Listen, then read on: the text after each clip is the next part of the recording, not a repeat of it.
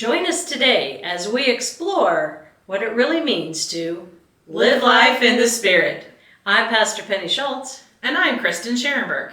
We thank you for joining us, and you can always catch us on YouTube, Rumble, Facebook. True. And there's a multitude of podcast feeds, iHeartRadio, Spotify, Google Podcasts, Apple Podcasts, and many more.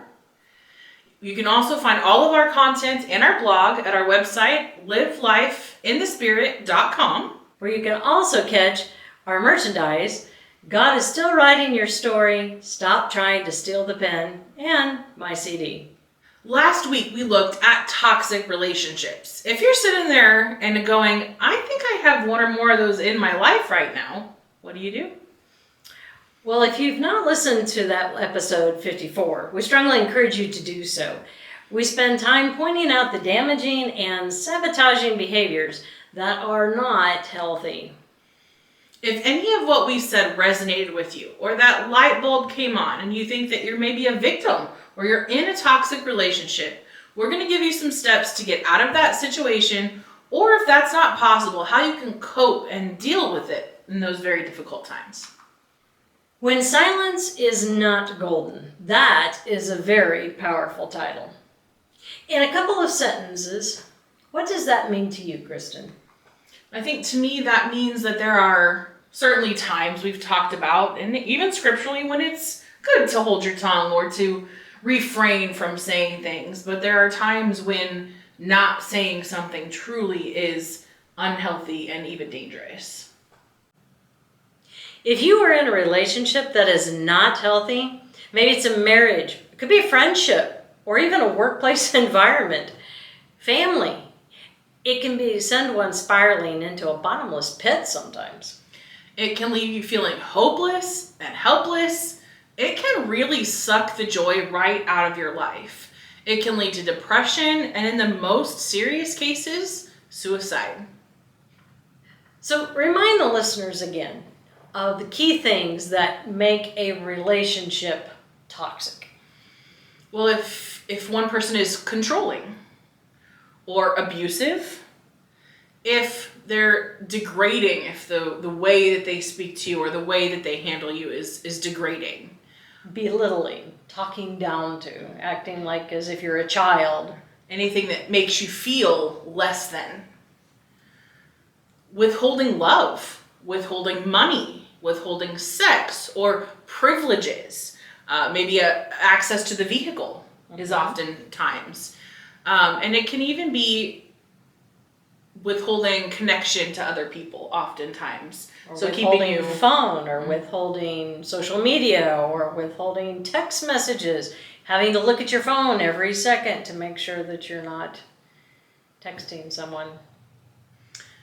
There's also often emotional control. And that one can be harder to put words to, but boy, you can sure feel it. And it can really make you feel trapped. They can make you feel like you can't live without them or survive without them, or that they won't live or survive without you. Not allowing for if you have other relationships or interactions. You can't have friends at the workplace, or you definitely can't have platonic opposite sex relations. I mean, we're just talking friendship. Mm-hmm. Yeah, just all of that control your whole life. Okay, so those are the more serious ones, but how about if it is just you're always coming away feeling yuckier? And that's legitimately not a good thing. Or if that person or that place really sucks the life or the energy out of you, it should be a give and take. And if it no longer has the give and only the take, that's not a good thing.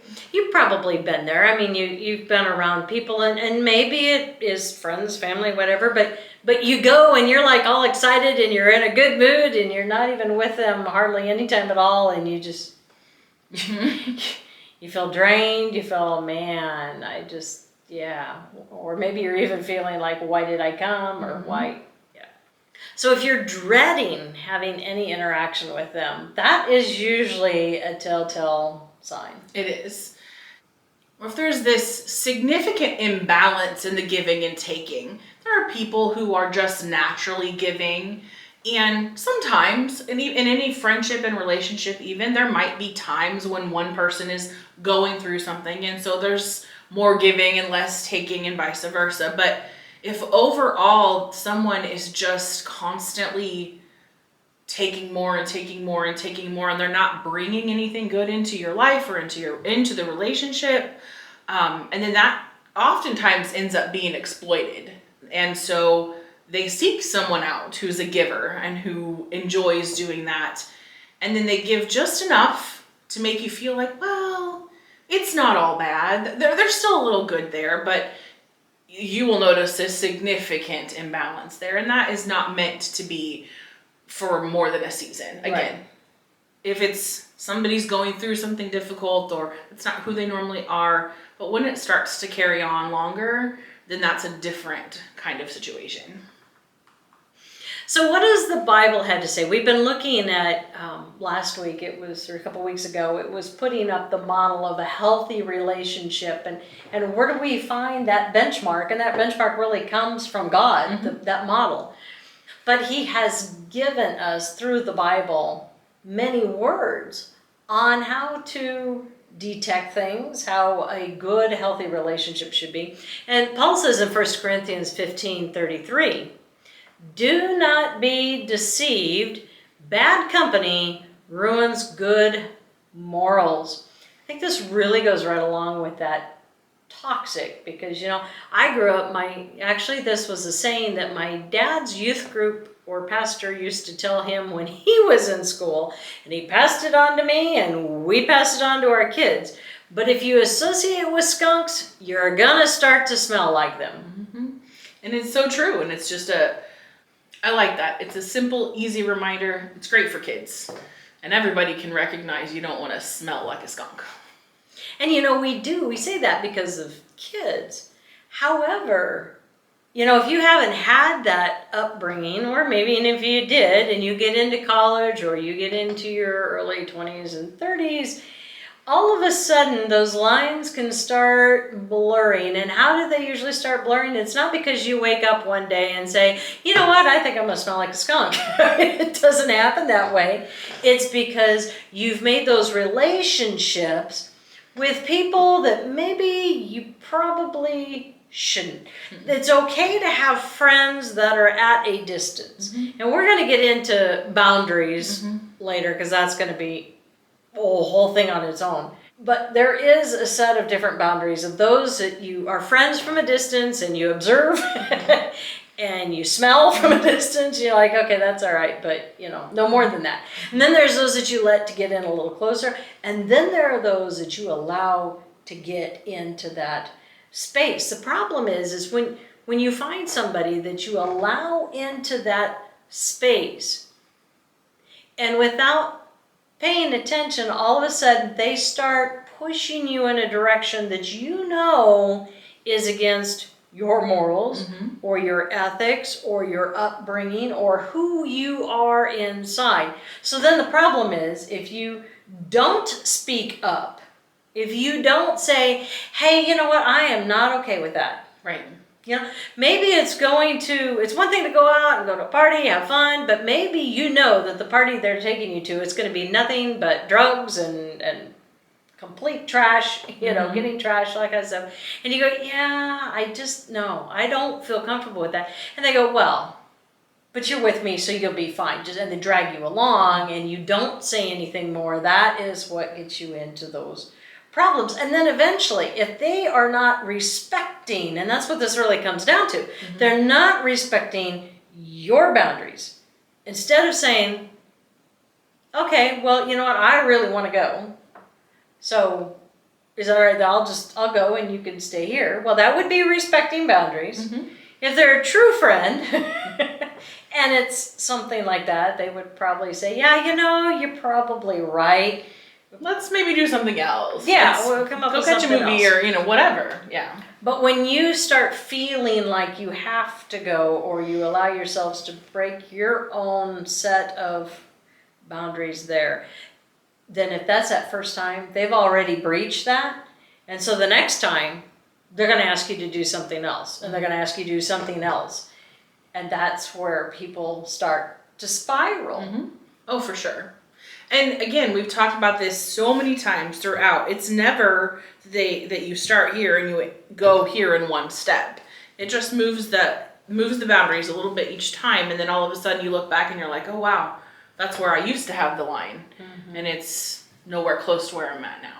And we get there because we go, oh, but they're my friend. And well, are they really your good friend? Obviously not, if they're asking you to do something that they know you don't feel comfortable doing. Right. But we don't want to lose. That may be our only friend where we're at right now. And maybe it's a friend that you've met through college or through the workplace. And you realize that, as it says, bad company ruins good morals. Maybe you're at a workplace and the people that are around you, their morals are like nowhere close to yours are. And in the beginning that was okay, but maybe now you're growing and you have brought yourself up in spiritual level that all of a sudden now what they're doing, you're like, I just really can't be a part of that. And you're going to miss it at times, because if you're like me, you know, I think we've talked about this, a reason, a season, and a lifetime. Everybody comes in. I want everyone to come in with a lifetime pass, but you really need to allow people to earn that spot and recognize that sometimes when you go through a transition, or if you've grown spiritually, I'm always like, oh, everybody come on, you know, and not everybody's there, not everybody's at that point. And so then recognizing, okay, I have to just move forward and I have to shift. These people used to be in my inner circle. And now I'm not going to share as much with them, because I know that that's not going to be good for me. It's not going to help them any. And that's a hard thing to do. It's a loss. It's and some people, it really takes a strong person then to not say, well, yeah, I've grown this much and I'm at this level, but then it's easier to dip back down to their level. To keep the peace, or because I don't want to be known as a prude, or I don't want to be known as that religious nut, or something like that. You know, I mean, there's going to be all sorts of titles out there. Oh, for sure. And it's just remembering that it might not even be bad company, but if they're just not making the choices and living the kind of life that you feel like you're at anymore, then understanding and choosing to move on. And I don't want it to seem like we're talking about like you've become holier than thou or something. No, but we are all at different places in our spiritual journeys, and not all of them coincide together very well. And I'm someone who, if you're in my inner circle, I have to be able to share the spiritual side of things. That's a huge part of my life. And if that's not where you're at, then you can't be in this space, and that's okay. But it is hard when you realize that. So when you come to the point of what do you do with that? I mean, because that is a tough one, especially when you've had these friendships for quite a while. You have that opportunity. I think that a good friend would respond with telling them why you don't want to partake of that anymore, or just sharing where you're at, sharing the excitement of how you have changed and how you have grown. Because who knows, they may be desperately have been waiting this whole time for somebody else to come along and share that same view. And then again, like you said, they may say, nah, but that's what you can do. And then we realize it's not easy. We've all been there. We've all had to do this. We've been around the block a few times. And it's never easy, but it is needed. It is. And it's worth it in the outcome, no matter which way it goes, to be honest and true with where you are and with who God is calling you to be in that moment. And not everybody is meant to be on every part of the journey. Well, we've mentioned family. We've mentioned friends. We've mentioned, and there can be romantic relationships in there too. Or it could even be marriage. You know, here's the thing. We're going to get into that specifically later down the road, but it still works right in with this. I mean, sometimes you find yourself, maybe you got married when you were much younger and you didn't know any better, or maybe that person changed. Mm-hmm. Or you were that person sort of back then and you've changed. Right? So now you realize that you're in an abusive situation to a degree. Mm-hmm. It's unequally Yoked. We see that a lot with people who, when they got together, or with a family. The whole family was not a Christian. They did not know God. There was no relationship. And then somebody in the family has that encounter with God, kind of like Paul, and is all excited and has, now taking on this new life and everything, and the rest of the family is not having it. No. Or maybe your spouse is not having it. They're going, this is not the person I married. So what do the scriptures say that we're supposed to do? Well, in Luke 6:28, it says, bless those who curse you and pray for those who abuse you. Now, when it's saying abuse, we're talking, now this is a broad sense where Jesus is talking more or less the Romans against what was going on with the Jews. Mm-hmm. But in your circle of people, we think you could say abuse, you could say persecute. I would say almost here, this is more persecute because we are always going to condemn abusive behavior. Right. And we would never suggest that if you are in danger that you should stay. Get yourself somewhere safe. Mm-hmm. But what do you do on the Christian side of things? How do we handle people that are less than kind? And there's so many degrees, as we said, there's abuse. There's mental, there's emotional, there's controlling, there's physical, there's, So what do you do if you're feeling like you're being oppressed, but not outright abused? Well, the main thing is God wants marriages to work. And I have seen so many couples who, because one sought out counseling, sought out help, and got the tools that they needed to then try to convince the other person to get help. As well as a unit. I have seen many couples, it may sound like, oh, that'll never happen. Oh, but it does. There are so many couples that go to marriage retreat or they go to counselors, and they do, because they both love each other. And sometimes they don't even realize they're doing it. Right. Or the person who's more, let's say, of the aggressive side, the oppressor, the abuser, the other person that's the victim don't realize that they're the one that's the trigger. That they do things that cause them to react that way. And it can be something from way back in their past. It can be something from a parent or an ex relationship or whatever, or an ex, that, well, when they did this, then this caused this response. Well, you're not doing that, but you caused a trigger. Right. And we all come into relationships with those things, especially if we haven't done the work ahead of time to heal from whatever we've been through. We all have baggage. Yeah, everybody does. And that doesn't mean that we can't heal from it and move forward from it, given the opportunity. And so the place to start is to pray. Well, that's why I like this verse, because it says, bless those who curse you. We have two choices. There's always two choices. You can bless somebody or you can curse them. Well, if you curse them, what does that do to your demeanor and your outlook and your mentality? No, but if you're blessing them, what you're doing is you're praying for them, and you're praying for that relationship of whatever it is. You're either praying that your family will come to know Christ. If it's not through you, it's through another means. Or you're praying for your spouse or whoever's in your relationship with, that that they will see the light, or God will show you how to help them. And so when it talks about praying for those who abuse you, it has the opposite effect. It changes you besides even the circumstance. It changes your outlook. But that's not necessarily the natural thing that we think to do initially.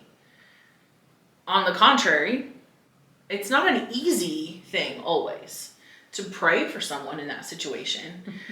As humans, that is not the first thought that comes to mind. That cursing thing sounds slightly better.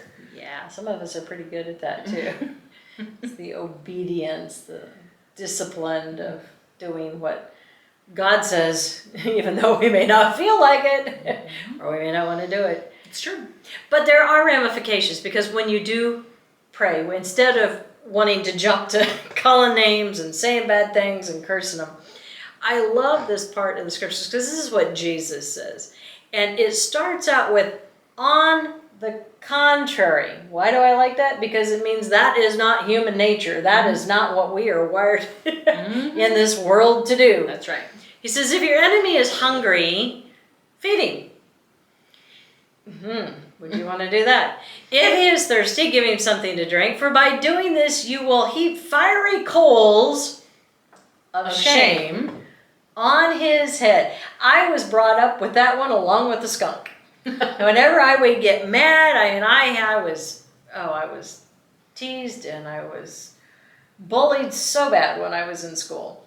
And boy, did that's where those comebacks came from. And while I wanted to do anything but nice back, my folks kept saying this verse. And I'll tell you what, at the time, well, it wasn't that I didn't like it so much, but I went at it with the same, fine, I'll be nice, so that way it'll be like putting coals on their head. Probably not the right heart to have. No, on the contrary. It took me a while to figure that out. That by not returning evil for evil, for not returning what they did back to them, throwing it in their face, all of a sudden they realize, well, wait a minute. So if I withheld food for you and they're hungry and you feed them, they're going, no, wait a minute, that's not. That doesn't make sense. You know, he uses hunger and thirst because that is the necessities of life. But it could be anything. If they are just being so mean to you, if they are really, this is toxic of what's going on, and you're in a relationship like that, it wasn't like you get to pick and choose. That's why I said we are in relationships with everybody. Okay, so this is on a school bus, this is in a school. You have no choice. You have to be with these people, and you are stuck in a relationship, and it's as toxic as it can be, but you can't get out of it. Right. At least in that moment, whatever that looks like. You have a choice. And oh, trust me, I went to the teacher so many times, and there was no help there. But that's when the scriptures started coming in. You can't change them, but you can change you, so you're not sucked in, which kind of goes with that first verse. You're not sucked into what does they say? Don't lower yourself to their level. So if they are, and they know when they're being mean, and this, of course, that was in school, but we're talking also adults, because a lot of people don't grow up. And you return their nastiness with niceness. That is the heaping coals. Because if you keep doing it and they're no longer having the effect on you that they wanted, that's why people do that. It may start out as just kind of exerting their authority or control, or they think their power. But it starts to lose its luster. When instead of getting into a sparring match, all of a sudden, every time I'm mean to you, you're nice to me. Well, that's no fun. And then it's annoying. And the nicer you are to me, the more it is those coals of shame. I like that one, and I've used that one with my kids and my youth group as well. We always have those two choices of how we respond. So when we talk about relationships that you have to be in, to a certain extent, yes. Like if you're in school and you're not able to move, or whatever, you have to do that thing. Or maybe you're in a job that whatever it's providing you at this point, maybe it's an internship, maybe it's something that you need to be there to get something good from it. Quit. Or financially you can't go anywhere. Okay, so then you make it work for the time being. It's not to say that that's something you're going to be stuck in forever. Right. These are more situational or seasonal kinds of things. And it's true that it could be your family. And you've talked about it, and scripture says that you can have an impact on your family by approaching it this way, and by showing God's love and grace and kindness. And that it can, but it doesn't mean that you have to keep them and allow them to be in your inner circle during that time. And we'll talk about boundaries, but boundaries are a really important part, because we're not saying that you don't have to protect yourself from whatever damage might be inflicted. And we're not talking about, in these situations, any kind of physical abuse or that kind of thing. Like, there's never a reason that you have to stay somewhere where you're unsafe. And that's not what we're getting at. And I think, for me, this has been a difficult series, and it will continue to be a difficult series at times, because I've sat somewhere where I felt like I couldn't leave. And I don't know what I would have needed to hear. If you're like me, I guess I'm going to approach this from a little bit more of a vulnerable standpoint for a little bit, and say that I found myself in a situation that I didn't think I could leave. And I prayed about it all the time, because there were parts of it that I knew were not okay and that I needed to get out of. But I didn't recognize it as abusive. That wasn't the part that I knew I needed to leave for. And I would pray, and God would tell me that I needed to leave. And I kept telling him, I can't, you're going to have to provide a different way. Because I truly didn't think that I could. So you didn't want to be the bad guy. I didn't. And part of it was some of that, not in an arrogant way, but because I knew what that person had gone through. I knew what the loss of the relationship would mean. And I didn't think I could do that. I really didn't. So I did. I prayed for a long time for God to provide a different way. And it took someone from the outside who finally, by the grace of God, got to see a glimpse of what it was really like on the inside, because nobody got to see what it was really like. And when that person did, they came to me separately, and they just asked me outright, why do you stay when there's abuse? And I just remember being completely floored by that statement. Because you have to understand, professionally and even personally, I have asked that question of so many other women and helped them walk away and walk through that and do that and look at the aftermath of it, and to have someone really put the mirror in front of my face. Or the way I look at it is that there was like this curtain that I just didn't look on the other side of it. Well, and I just doing the very thing that you told others not to do. Not to do. And this person just yanked that curtain down, and it was very much a once you know you can't unknow kind of situation. I could not unhear that. And then it became kind of example in my setting for my children. That's not the kind of example I want to set for them. And then it made me examine so many other things. And I knew very shortly after that I had to get out of that situation. But I also knew I had no idea how that was going to happen. So I had two friends at the time that were most certainly in my inner circle. And I went to them and I said, I know I need to get out, and I have no idea how that's going to happen, but I need you to hold me accountable and help me make sure that I do, because I knew how important it was for me to do that. And I did. I told both of them almost that same thing. Like, I don't know how to do this. I don't even think I can, but I know I have to. And that was all it took, because they never pushed, but they did. They held me accountable. They helped me find ways. They prayed for me. They gave me the strength to do what I needed to do so that I could get out of that situation. And you want to talk about taking a village. It did. It took a lot. But ultimately, though, all the decisions and the ending the relationship and that kind of stuff, that it had to be me. And God, in his wisdom for my situation, knew that I had to be the one to do that for me and for myself and for that situation. And so that might not be your situation. It might be something that it's not a relationship you can end in that traditional way if you're truly unsafe. Because my abuse was never physical. It was always emotional and mental. Controlling. Yeah. The controlling side of things was pretty extensive. So if it had been a physically abusive situation, You would have gotten out. I would have. Oh, of course, I would have never. That person never laid a hand on me. Didn't need to.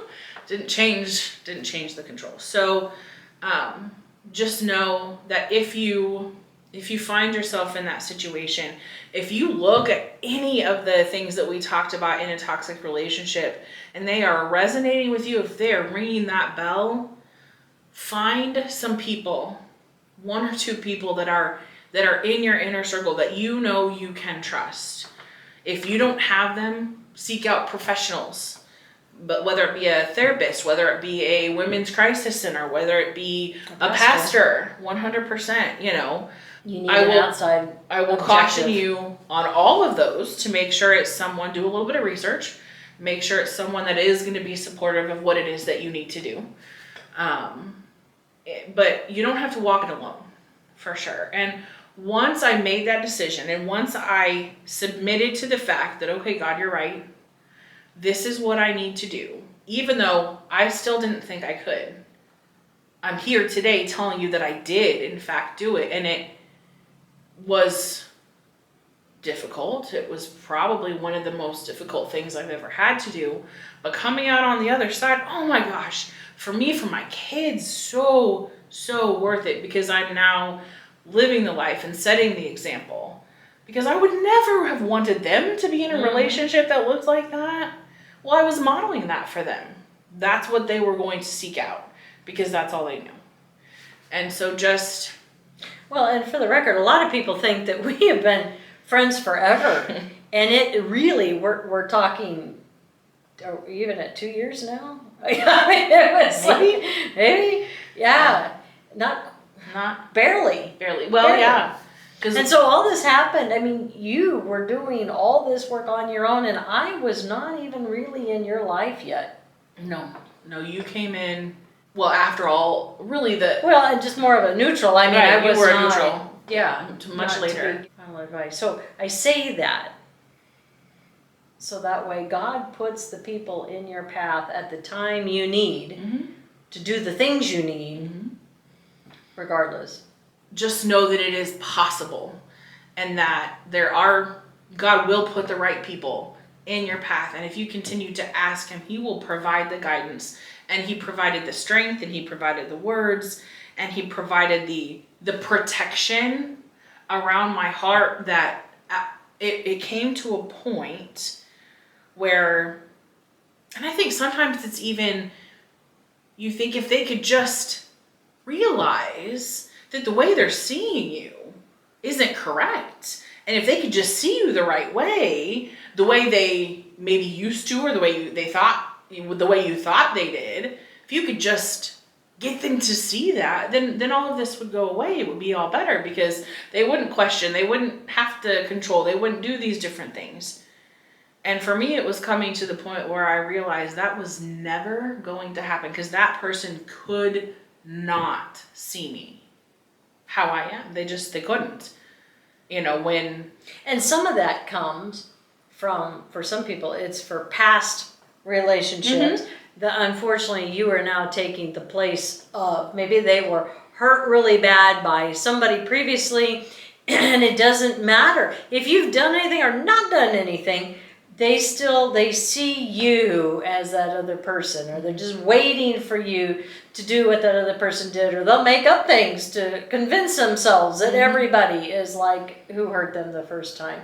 And it can become a self-fulfilling prophecy, because they can be so absolutely convinced that that's the way it's going to be, that they will do absolutely everything in their power To push you to ensure that happens. And you can fight that to a point, But at some point in time, you have to realize that You've been beaten down so much that you you just can't. I do want to say one thing too, coming from a parent's standpoint. When you have kids that are going through hard things like this, and they may notice this, they may see red flags, they may, whatever, but when they hit hard spots, have that talk with your kid that they can come and talk to you anytime about anything. Even if something happened or if they do something that was against how you brought them up, do not ever close that line of communication. Don't ever make them feel that they can't, no matter what happened, that they can't come and talk to you. Because a lot of these bad relationships or bad decisions that spiral to more bad decisions and more bad decisions could have been stopped if they would have come and just talked. And for the parents out there listening, who knows what it might be. Right. Maybe you'd be disappointed. Maybe you'd be a little upset. But it doesn't matter. Whatever happened has happened. How do you carry on and how do you pick up?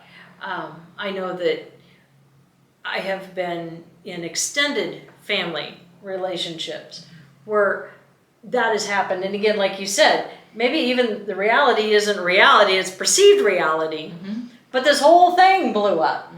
And it could have completely severed a relationship if they would have just really talked to their children, if they would have listened, and if they would have believed. But if the kids feel like they can actually talk to their parents and that they won't shun them. Right. There's no judgment. There's no judgment. You have to have a safe space and provide a safe space. And we talk about that just a lot in general. Mm-hmm. That people need to have a safe space. And you need that in your life during this time. You have to find it. And if, as a parent, we are certainly called to do that as much as we possibly can. Because no one can help or hinder a child more than a parent, honestly. Well, we're talking about the model of relationship. We're talking about the perfect relationship. Well, that was God. And what did God do? What does God do? Unconditional love. And that's what we are called to do as well. Like I said, if whatever has transpired is transpired. So then you have two choices. You can either cut that person off and shun them, or you can model God's behavior and show that unconditional love, that they can still talk to you and they can still come to you and they can work this out before they continue to make bad decisions that lead to lives that are so far off from what God had planned. Right. So we're talking about what can one do with these kind of toxic people, regardless of who they are. Well, in 2 Timothy, he gives us a lot of words, but they're pretty poignant words. A lot of times we don't want to read it because it hits too close to home. But he says, but understand this, that in the last days there will come times of difficulty. Jesus said that. Mm-hmm. There's trouble right here in River City. That's right. He says, for people will be lovers of self. That's the biggest problem right there when you get into a toxic relationship. They'll be lovers of money, proud, arrogant, abusive, disobedient to their parents, ungrateful, unholy, heartless, unappeasable, slanderous, without self-control, brutal, not loving good, treacherous, reckless, swollen with conceit, lovers of pleasure rather than lovers of God, having the appearance of godliness, but denying its power. Then he says, avoid such people. When I read this scripture, wow, did I start seeing people pop into my head. Mm-hmm. Those who are narcissistic. Those who are abusers. They're usually what? They're proud. Mm-hmm. They're arrogant. They're ungrateful. They could be both if they're a little bipolar. They can be unappeasable. Nothing's quite good enough. Like you can maybe please them once, but that's, there's 10 bad times to the one time. Slanderous. And I like that because that's usually how it goes. They're going to, you've heard the term gaslighting. Oh my goodness, yes. So if I tell you that you don't respect me, or that you cheat on me, or that you're, whatever. If I say that enough, and I keep saying it, and I keep saying it, and I keep saying it, what are you going to start to believe? That must be who I am. And it's not going to matter, because whatever you say, I keep saying, you are. You mentioned that earlier about if they really knew you. And that really, I think, comes down to what the heart of it is sometimes, because, like, for me, it was such a struggle. Like, how could you think I was capable of those things? My mind doesn't even think that way, let alone think that way early enough to act in that manner or whatever. Or you spent the time with them enough and you thought that you had shared equally, and you know that person like the back of your hand already, and you know what makes them happy, and you know what triggers them, and you know what they don't like and what they like. So you assume that they know that about you. But see, here's the thing. They're arrogant. They're proud. They're not paying any attention to it. Like, you'll even hear that. They'll say, well, I don't even know you. Well, whose fault is that? Yeah, we have given that time to each other. I know you. You should know me. But they don't. They're well, and they often will, with that slanderous, it doesn't just stay within. It's not just the things that I say bad about you, but I'm going to tell that to other people and try to get other people to see you the way that. I exactly. And if I can beat you down and beat you into submission, then you're much easier. You're putty in my hands. Well, and with gaslighting, it's even so much as. Well, I like this other line too. It says, lovers of pleasure rather of God, but having the appearance of godliness. Some of the biggest abusers are the most, what one would think from the outside, the most God-fearing Christians. Well, you see them in church every week. Well, they're on the board. They're an elder. They're a deacon. They do Bible school. They do Bible studies, whatever. You would never, to the outside world, most people would never have a clue that they're the way that they are. But why are they doing that? They're ultimately, I love this, denying its power, meaning denying the power of God. And they're too conceited to want to change. They're too self-centered to go, I'm broken and I need to change this. We have the capacity to step back and know that someone isn't made that way by God. They are made that way by humanity and by evil, by living in a broken world.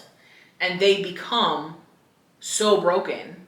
And then it goes on generation after generation after generation. And you can see a family and just look back the line and look at the abuse and the trauma that has just been passed down from generation to generation. That's why God calls us to pray for them and to not hate them. So there's the side of it that says we have the right to protect ourselves and to be safe, and we don't have to stay in that. But that on the flip side, and back to the scripture that we talked about at the beginning, to understand that this evil, broken world has made them into that. And while they always have a choice, we always have a choice. They may have those tendencies, but they don't have to live in that. Because hopefully they've been provided the opportunity to see a different way, and they chose not to. Or maybe you've provided that education, or you've tried to, again, you've prayed for them, you've done all you can, whatever that looks like, and then they're still not choosing wisely. Well, and I love the last line of this. It says, avoid such people. the scriptures do not say, well, stick it out long enough and maybe they'll come around. Right. Or you can endure it just a little longer because, there's a chance. No, it says just avoid them. Right. Avoid them, because when they're full of all of that, nothing good is going to come from that. And the problem is, a lot of people who get sucked into these kind of relationships, it's because they did not take the time. As we said, somebody can put up a front for a while, but they can't put up a front forever. Right. And the longer you spend getting to know them, asking questions, really digging into the past, digging into the baggage, digging in, eventually those triggers are going to come out, the truth will come out, you will start to see the person's real side. Right. And, there's a beautiful concept of bless and release. You don't have to want ill for someone. But you don't have to stay with them. Yes, thank you. The important part of so many of these things is catching it early.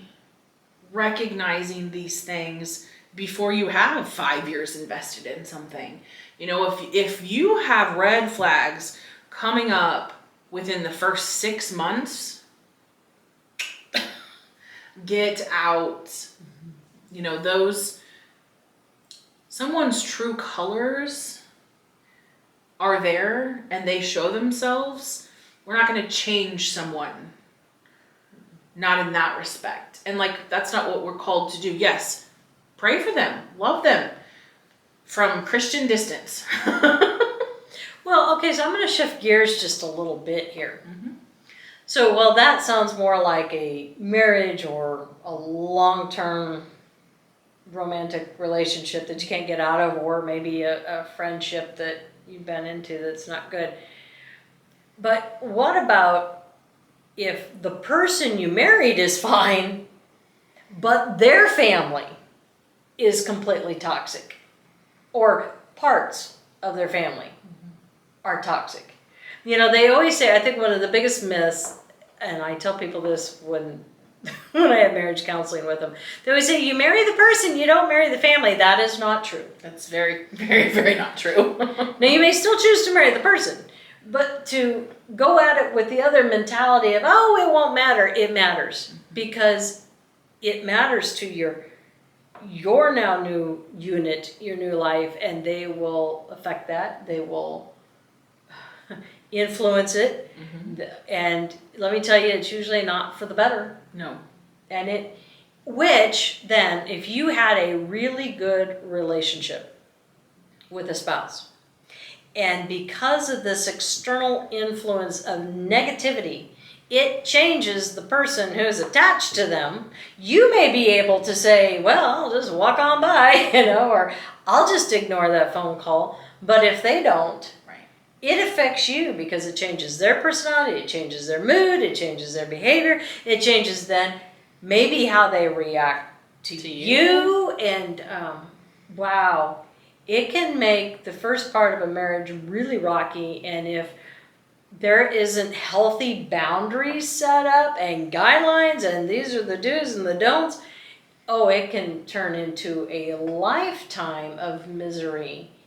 And then they may take on more of that piece. Because if they're, okay, let's just, hypothetically, I know that this is out there a lot. Let's say a spouse is constantly, and this can be on the male or the female side, parents, maybe one of them or both of them, are talking in there all the time how that other one is not good enough for them, or is not doing what's right, or it just, whatever. They keep at that. If they talk long enough that way, eventually, if that person doesn't stand up and tell them and put them in their place and say, knock it off, they're going to start thinking that, even though it's not even true. Right, 100%. Which is just going to make that marriage miserable. Well, and you mentioned that healthy boundaries. If a person is not willing to establish healthy boundaries with toxic family members before you get married, you can't expect just because all of a sudden you said I do, that's going to be in place. They have to be willing ahead of time, or more than likely you're going to have some radical acceptance. This is the way it's going to be, or maybe this isn't what I want. Well, and that's the problem, because then you're like, if you're a person who divorce is not an option, then you feel automatically trapped. Now what are we going to do? Right. So, okay, these are the things that we want to give you some tools from your toolbox. This is when silence is not golden. No. You need to be an advocate for yourself, and when you do it according to the scriptures, when you do it in love, when you allow the Holy Spirit to speak those words through you, it's going to have a major impact. And I say this because I have been put in many situations across everything where when I allowed the Holy Spirit to speak, one, I usually don't even remember what I said because it wasn't me talking. Mm-hmm. And two, how do I know it's him? Because the impact that it had changed lives. And you're like, yeah, no, I couldn't have come up with anything that good. Or you're like, really? Because what I thought I said shouldn't have had that kind of an impact. It's because the Spirit is the one talking. Mm-hmm. So the first thing in any toxic or abusive relationship is they want to keep you silent. Mm-hmm. They want you to remain not submissive in a healthy way, right? But as a prisoner in a sense. Mm-hmm. You know, we are told, and especially maybe some of us, we grew up in a family where it was you were seen and not heard, and that was that the whole silence is gold and bite your tongue. Oh my gosh, I have a permanent ridge on my tongue from biting. And yes, there are times when we need to bite our tongue, but that doesn't mean we always bite our tongue. Right. There is times when we need to be our own advocate, to speak out when we see things that are not right, and we need to do it early on. Oh, 100%. If you are early in any relationship, friendship, romantic relationship, well, we'll stick with that for now, the family situation. Even family, though, I think there comes a time when you now have crossed over into adulthood. Right. And you need don't to make that boundary. Yeah, you don't have to tolerate unhealthy, toxic relationships from family members. You can put up healthy boundaries. Yeah, oh, 100%. You don't have to tolerate that. But if you're early in a relationship and you're seeing those red flags, you speak up. You ask the hard questions. You have those difficult conversations. And if they're like, oh my gosh, I had no idea, I didn't realize that, and then they actually change their behavior, or you guys can have some really good conversations and they can identify, oh, I didn't realize I was doing that. I think that's maybe because of such and such. Help me work on that, or whatever that looks like, and they're genuinely putting forth effort to change, by all means, continue to... But then if it gets to a spot right where you see that it has stopped continuing to change, and it has, if you're still seeing those red flags or more is coming up, get out, avoid such people. That's when you need to run. And all I could think of was Kenny Rogers' song, know when to hold them, know when to fold them, know when to walk away, and know when to run. And when you are dealing with anyone who has long-term tendencies for abuse, whether that be emotional or physical or mental. If you find yourself early in a relationship having to alter your behavior or change who you are. If I'm just good enough, or if I just try harder, or if I do this or that, or don't do that. Right. Those are not good flags. You need to be able to be who you are. So we'll say that this even is with a family, right, too. You need to be able to be who you are around whoever it is. If it's going to be a healthy, unconditional, loving relationship, regardless, they need to accept you, the good, the bad, the ugly, but to keep you accountable and to not let those unhealthy bad habits. Right. Yeah, you don't want someone who, like, if you drink, who comes and drinks with you to the point that you're, passed out drunk 3 nights a week. That's not the kind of unconditional. No, I had a friend who did that. She had a husband who drank, and he always wanted her to have a drink with him. And then it got to where she became an alcoholic too, because she didn't have that kind of buildup Right. as he did. Right. And she finally started to realize it, and she said, no, this is not good. And he was also abusive, and so she eventually saw the signs, and it got bad enough she did get out. But it's real easy to fall into that trap. No, come on, I want you to do this with me, or I want you to do, yeah. Right. And a way to keep the peace, keep Yeah, it silent. keeping the peace is not something you do early on in a relationship. Yeah, okay, like if you know that you complain about work for 5 hours every day and that annoys them, okay, yes, we're not saying that we don't change and okay, you know that this is a trigger that you have and you're willing to work on that. That's not what we mean. But if genuinely you have to change or hide who you are or not be fully who you are because you're going to upset them, anger them, or you feel like, oh, well, if I can, like you said, I have to be good enough. I don't want to lose them. I don't want to screw this up. Or you feel compelled to have to lie to cover up because you are expecting ramifications. Right. Not because you've done something wrong, but just like I went out with my friends this weekend and we went to, I said we were going to Target and we went to Walmart instead because they had a better deal. And I'm not going to tell you that because you're going to be mad. Again, that sounds ridiculous, but I'm telling you, it happens. It happens. So when you have things like that you're feeling like you need to hide or whatnot, just know that that's not healthy, that's not good, and that's not going to change. So we hope that maybe after kind of giving you the whole definition of more what toxic relationships are, that this time we wanted to be able to give you tools that now if you've hopefully recognized that, and it may not be you, I mean, it may be a family member, it may be a friend, it may be a coworker, maybe God is calling you to not be silent anymore and to step up and say, hey, I don't know if you realize this, but I have paid attention and I really see what's going on, or I'm picking up some things here that maybe might not be in your best interest or healthy. Again, it's all about helping that person's eyes open up, like you said, because once you know, you can't unknow.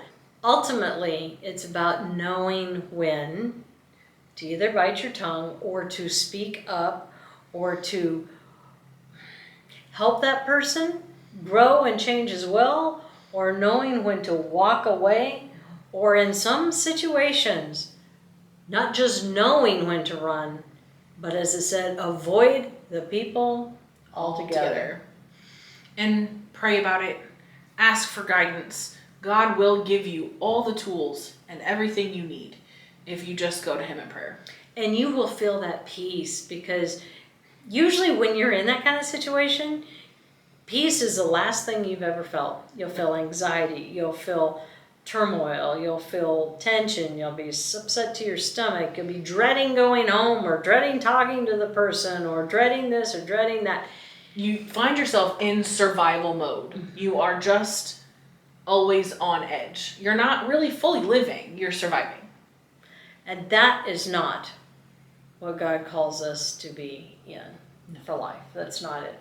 So living life in the Spirit is being in tune with the Spirit and being at peace. And in order to be at peace, we have to know how to have healthy relationships and ones that will get us closer to God and keep us in tune with Him. And as you know, my biggest mission has always been, I don't want anyone to ever come back and say, why didn't you tell me? So until next time, our prayer for you is God's perfect peace. Shalom.